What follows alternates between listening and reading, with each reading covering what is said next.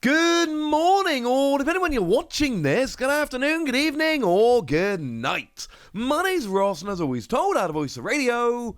So today it's time to look at the most expensive cards, the most valuable cards, phrase it how you will, from Destined Rivals. We've talked about the cards being too expensive, and the fact they are now finally dropping in price, which is good. And I say finally, they're crashing in price as soon as it was released. But they are coming down, and that's the main thing here. But we haven't actually looked at the most expensive, the most valuable, phrase it how you will, cards from the set. And that seems like a pretty good thing to do today.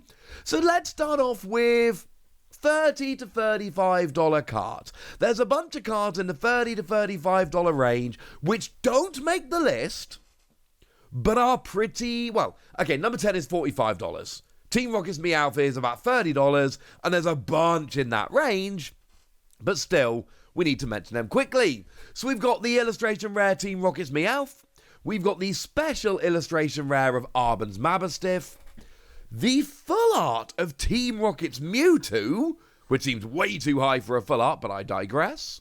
We've got the illustration rare of Misty's Lapras. People love Misty. I love this card, to be fair. The special illustration rare of Team Rocket's Giovanni, with the minions behind. We've got Cynthia's Garchomp, the gold version. The gold cards are stunning, to be fair, and Cynthia's Garchomp is playable. We've got the special illustration rare of Team Rocket's Ariana. It is a special illustration rare supporter at the end of the day. And they're all, those like 7 cards are all in the $30 to $35 range. No, I don't think they're these huge cards, and they're probably going to end up being jumped at some point in the not too distant future. That, ladies and gentlemen, is not the point. They are still cards that are absolutely in that range, so they're ones that are very much worth having a little bit of a look at. But we have had a little bit of a look at, and now we can move on. So in at number 10, we've got ourselves the illustration rare of Ethan's Typhlosion, coming in at about $45. And there's a few different things going on here. Firstly, it's Ethan's Typhlosion, which is actually like legit playable. This is a legitimately good, viable, playable card. It is seeing play and success over in Japan. There is one illustration rare that is above it on this list, but there is only one illustration rare that is above it on the list. This is the number 2 in the set. Lapras, obviously the number 3, as I told you just a second ago.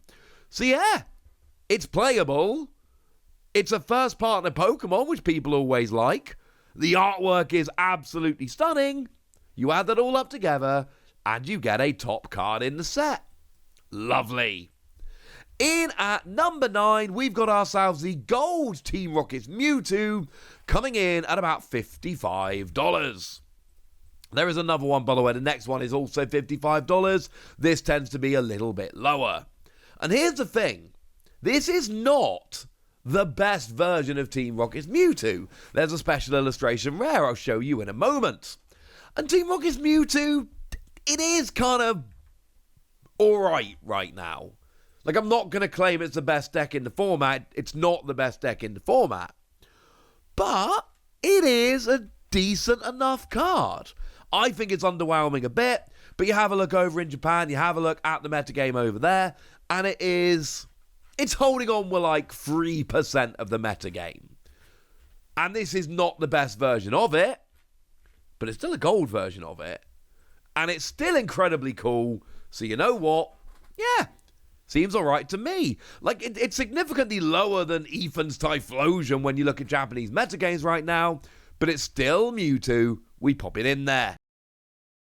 In at number 8, we got Misty Psyduck, also at $55, but generally trending higher than Team Rocket's Mewtwo. And this makes me a little bit sad, because this might be my legitimate favourite card ever art-wise. I've said it many times on this channel since it was first revealed. My opinion has not changed. Misty is just the coolest Set 1 gym leader. I've always lived near the sea, so I love seeing Pokemon swimming around in the sea on cards. Oh yeah, and it's Okacheke, who is doing the best art in the Pokemon TCG, bar none. Add that all up together, this is stunning. The card as a whole is basically a really good support card in Misty's Gyarados decks, and Misty's Gyarados decks aren't good. So, yeah. That's a little bit of a weird one. It's not really that playable. Doesn't matter. It's beautiful. Now, in at number 7, we've got the special illustration rare of Ethan's Adventure, coming in at about $60. Now, this one is actually playable, but the fun thing is it's playable in a Typhlosion deck, because Typhlosion for a single energy does 40 damage plus 60 for each Ethan's Adventure in your discard pile, so this is the best version of Ethan's Adventure. And to be fair, Ethan's Adventure does actually potentially see play in other decks just by virtue of being able to search free basic fire energy. And you'll sometimes see decks that are playing Quilava to search out Ethan's Adventure, but aren't actually playing Typhlosion. I think you should, incidentally, but you could. I've seen it happen. The point I'm making here is, well, they usually play one Ethan's Typhlosion just to attack. But the point I'm making here is, we got beautiful artwork. We've got a bunch of Pokemon represented, like Cyndaquil, like Pichu, etc. Okay, fine, and Slugman, there's only 3 of them. It's not the point, it's cool. And it's a kind of playable card. Add it all up together, this is awesome. In at number 6, we've got Team Rocket's Crobat, coming in at about $70, and I love this. Remember, all of these have an associated trainer. Even the Team Rocket's cards have an associated member of Team Rocket, and this is just Team Rocket Grunt Female from Fire Red Leaf Green. Just a Team Rocket Grunt. I love this, because Team Rocket Grunt has got a special illustration rare that's like the number 6 card in the set. But you've got Crobat here with a bunch of Golbat running around and Zubat running around. There's a swarm, just like you'll see in any cave in any Pokemon game ever. You add that all together, this is actually a legitimately amazing card. Artistically, it's stunning. Gameplay-wise, you do get to put 2 damage counters on 2 Pokemon each when you evolve into it, and you can do 120 and return it to your hand, but it's not really seeing much play right now. It's not that great a card. In at number 5, we've got Team Rocket's Nidoking. Bit of a jump up here to $90. Now, to be fair, $90 for what is the number 5 card in the set is still too high, but it's cool. Look, you've got Team Rocket's Giovanni there. You got Nidoking doing its thing. You've got Inanori coming in with phenomenal artwork. And again, this is not a particularly great card. You know, free energy, 100 damage, plus 8 for poison during Pokemon checkup. It's all right, but it's too expensive on a stage 2. It's not that playable a card, but it's got Giovanni and Nidoking, and it looks cool. There's your explanation. In at number 4, my other favourite card in the set, it's Team Rocket's Moltres, currently coming in at about $140. By the way, the prices here I've taken from a number of different places, but please do bear in mind, the set is new, prices will change pretty quickly. But Team Rocket's Moltres, it's Akiragawa artwork. It is absolutely phenomenal. This is another card which is just full on over the top tier for me. I absolutely adore it. Although I would not be caught standing outside a building on a ledge like that. That's not for me.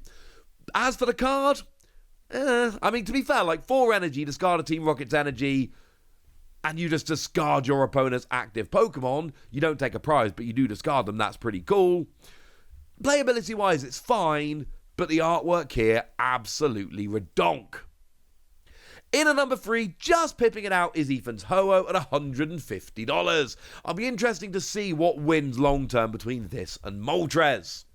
And Ethan's Ho-Oh, it's actually got a redonkulous ability, Golden Flame, that lets you attach up to 2 basic fire energy from your hand to one of your benched Ethan's Pokemon. We all suggested maybe this would be good with Ethan's Makago. It's not.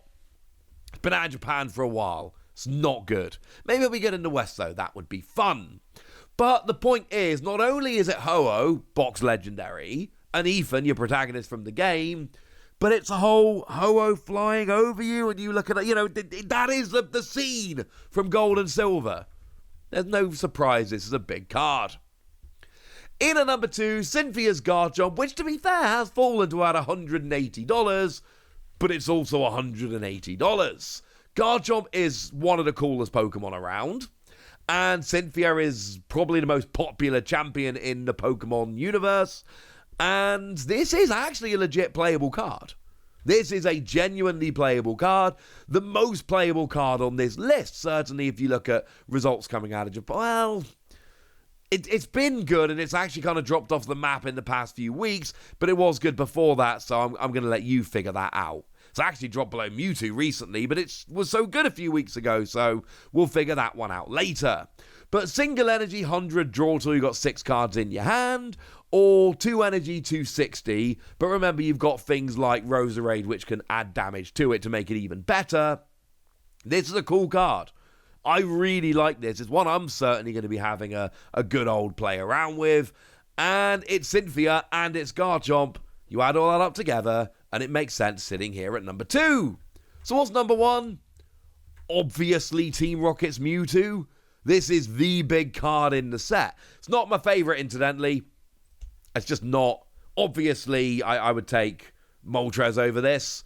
But I'd take Garchomp over this as well, maybe even Ho-Oh. I'm not a huge fan of this Mewtwo, I put it out there. I'm sorry.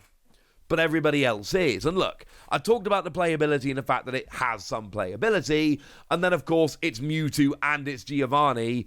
And we've seen lately that this does kind of happen. A card becomes the big card in a set, and then there's always a group of people trying to overhype it and overpay and keep the price up. It's failing, incidentally, because it's dropped down to a measly $360, which, yes, is still double Cynthia's Garchomp. But compared to the 850 people were trying to get for it, huge drop, and I think it's going to keep going, as I told you the other day. But this is still the number 1 card in the set right now, and as it stands, it's going nowhere. So there you go. That's the top 10 cards. Now it's over to you guys. Tell me what you think about these. Tell me which of these cards you pulled. Tell me which ones you are desperate to pull. Let me know in the comment section. Go nuts! Be nice. And then make sure you like this video, subscribe to this channel, follow me on Twitter at @TheWasi. That's where we talk about Pokemon and a whole bunch of other card games. And please do consider checking out patreon.com/PTCG Radio, where you can support the channel, get some bonus podcasts, join a Discord, and all kinds of fun things.